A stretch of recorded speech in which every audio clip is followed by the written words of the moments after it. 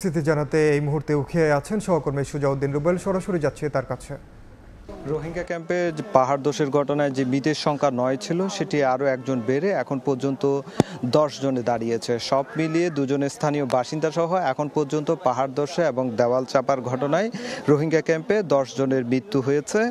আমরা এখন ঘটনাস্থলে রয়েছি। আসলে যেখানে পাহাড় ধস হয়েছে সেই পাহাড় ধসের যে ঘটনাস্থল আছে সেই ঘটনাস্থলে পাহাড় ধসের এলাকাগুলো তিরপল দিয়ে ঢেকে দেওয়া হয়েছে। আমরা এখানকার স্থানীয় বা যারা রোহিঙ্গা রয়েছে তাদের সঙ্গে কথা বলেছি।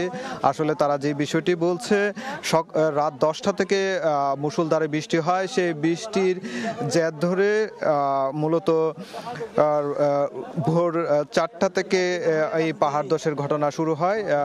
এই পাহাড় ধসের ঘটনায় এখন পর্যন্ত আপনারা দেখতে পাচ্ছেন যে উঁচু পাহাড়, সেই উঁচু পাহাড় যেখানে পাহাড় ধস হয়েছে সেই পাহাড় ধসে তিরপল দিয়ে ঢেকে দেওয়া হয়েছে এবং পার্শ্ববর্তী আরো বেশ কয়েকটি পাহাড় রয়েছে যেখানে পাহাড়ের ঝুঁকিপূর্ণ বসবাস করছে আরো হাজার হাজার রোহিঙ্গা এবং যেখানে পাহাড় ধস হয়েছে সে পাশেই কিন্তু আরো বেশ কিছু পাহাড় রয়েছে। সেই পাহাড়ে আমরা দেখতে পাচ্ছি তিরপল দিয়ে ঢেকে দেওয়া হয়েছে, যেখানে আসলে মূলত পাহাড় ধস কে যাতে বোঝা না যায় সেই জন্য এই কার্যক্রমগুলো করেছে রোহিঙ্গারা। আমরা দেখতে পেয়েছি এখানে প্রায় ৮,০০০ একর ভূমি বনভূমি, যেখানে অধিকাংশ হচ্ছে পাহাড়।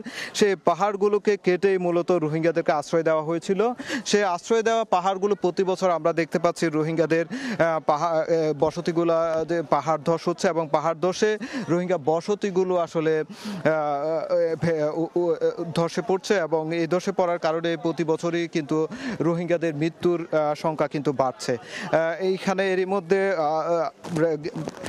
এপিবিএন এবং ফায়ার সার্ভিস থেকে শুরু করে RRRC-র যারা কর্মকর্তা রয়েছেন সবাই এসেছেন। তারা সর্বশেষ যে বিষয়টি বলছে, যেহেতু এখানে পাহাড়ে ঝুঁকিপূর্ণ বসবাসের মানুষের ঝুঁকিপূর্ণ বসবাস বেশি এবং সেক্ষেত্রে তাদের মানুষজনকে সচেতন করার জন্য তারা মাইকিং করছেন এবং যারা অতি ঝুঁকিপূর্ণ রয়েছে তাদেরকে সরিয়ে আনার ব্যবস্থা নেওয়া হবে। তো এই ছিল আমার কাছে ক্যাম্প থেকে সবশেষ। পাহাড় ধসের খবর জানছিলাম আমরা উখিয়া থেকে।